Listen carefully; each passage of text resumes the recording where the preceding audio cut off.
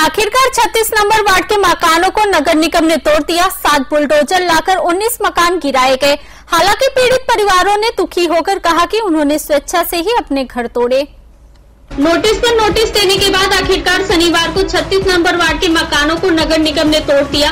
7 bulldozer लाकर 19 मकान गिराए गए। परिवारों ने दुखी मन से कहा कि उन्होंने स्वेच्छा से अपने ही घर तोड़े।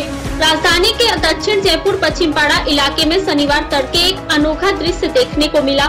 लगभग 40-45 साल से हावड़ा नदी किनारे सरकारी जमीन पर रह रहे 19 परिवार ने नगर निगम, एसडीएम, तहसीलदार और पुलिस की मौजूदगी में सरकारी आदेश मानकर मुस्कुराते हुए अपने घरों को तोड़ दिया। ठीक सुबह 4:45 पर यह उच्छेद अभियान शुरू हुआ। अभियान के दौरान नगर निगम के कर्मचारी भी सहयोग करते दिखे। परिवारों की सक्रिय भागीदारी और शांतिपूर्ण रवैया देखकर प्रशासन भी संतुष्ट हुआ। उच्छेदित परिवारों के कुछ सदस्यों ने बताया कि क्षेत्र के विधायक एवं मेयर ने पुनर्वास का आश्वासन दिया है। वहीं स्थानीय पार्षद नीतू दे गुहा भी लगातार हालचाल ले रही हैं, इसलिए वे आशावादी हैं कि जल्द ही पुनर्वास की व्यवस्था होगी। সাতরামনগর ৩৬ নং ওয়ার্ড জয়পুর হাওড়া নদীর পাড়। তো কি অভিযান কেন চলতেছে, কি অভিযান চলতেছে? সরকার উন্নয়নের জন্য রাস্তা এবং নদীর পার বাধ্য হবে, সেই কারণে আমাদেরকে এখান থেকে উচিত করছে এমএল সাহেব, কাউন্সিলর, আমাদের বুথ প্রেসিডেন্ট কাজল।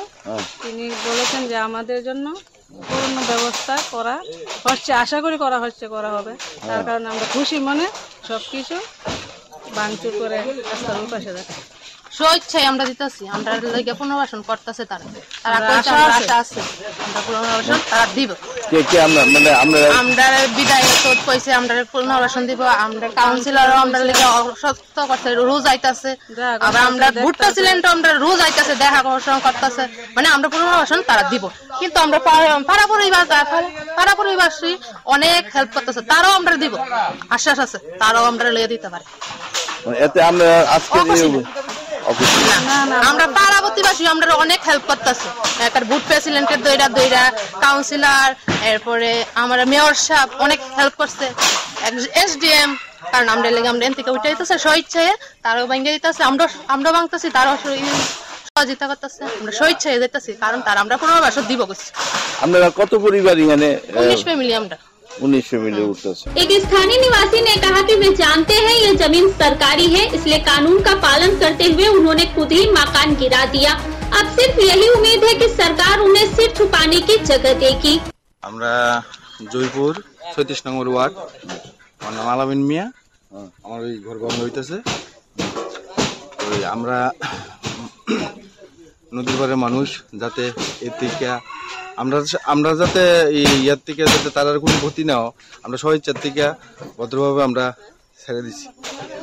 তারপরে আপনার সবাইকে জানানো হয়েছে, তারা আমরা কইছে একটা আশ্বাস দিছে যে তারা যে মেয়র, কাউন্সিলর এবং যারা নেতারা আছে তারা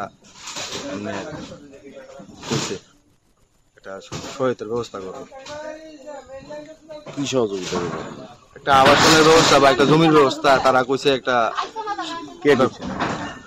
বর্তমান যারা আছে আমরা নেতৃত্ব যারা কয়রে তারা কইছে একটা সহযোগিতা করবে। আর এই নদীর পাড়ের মানুষের লেগে আমরা এই সাইডের মানুষের আমরা একটা ক্ষতি করুম এটা চাই না। আমরা স্বেচ্ছার থেকে আমরা এই ছেড়েছি এবং তারা যাতে ইদারে কইটা সেটা আমরা একটা মনে শান্তি পাইতেছি, আমরা থেকে তারা যাতে ক্ষতিটা না হয় অন্তত। बच्चों, बुजुर्गों और महिलाओं के भविष्य की सुरक्षा को लेकर परिवारों ने जिलाधिकारी से अपील की है। उन्हें विश्वास है कि प्रशासन और जनप्रतिनिधियों की पहल पर वे नई जिंदगी की शुरुआत कर पाएंगे। Bureau report, fact finder.